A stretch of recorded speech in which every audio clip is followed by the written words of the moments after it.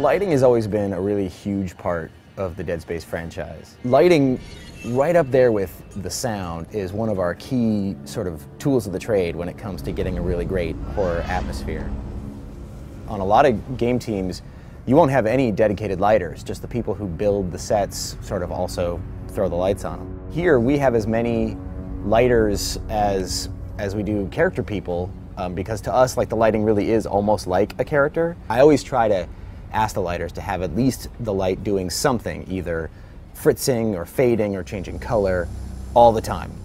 Dead Space is much more a world that needs some sort of unwrapping and exploring, and we try to use the lighting to be another character in the world that you're sort of negotiating with, and sometimes it's your friend and sometimes it's your enemy, and it is always changing and moving underneath you and alive, and something that you have to sort of contend with.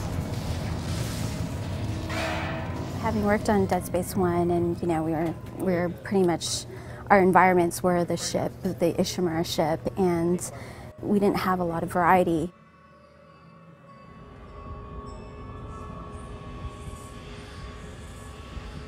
And now we're on this huge city, so there's all sorts of different lighting situations, from, let's say, a Vegas-like shopping mall with bright lights and animation going all the time, that light starts to fail.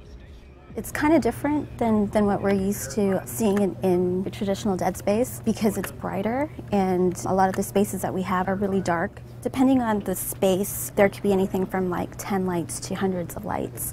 And in this space in particular, we have hundreds of lights. The challenge here is having all the lights, but also keeping it creepy at the same time. So you can see it's kind of deserted, you don't know what's going on. Sort of telling a story and seeing, oh, okay, what's happened here? Why is there papers on the floor? So we sort of highlight those areas. Where the lights used to be all kind of going and panning and everything, now they're all sort of out, and it's just the long shadows from the light outside the window that have changed everything. The main character has a spotlight the whole time, and that really can dictate how the player sees things and what their experience is like. And it's really critical, because we will light a space that without you in it, without the player in it, it really hasn't come alive yet and may feel sort of flat. But when you get the player's light in there, it really comes alive, and you start to sort of only see that part, and all the other lights become like the supporting cast for the player's light to do its thing.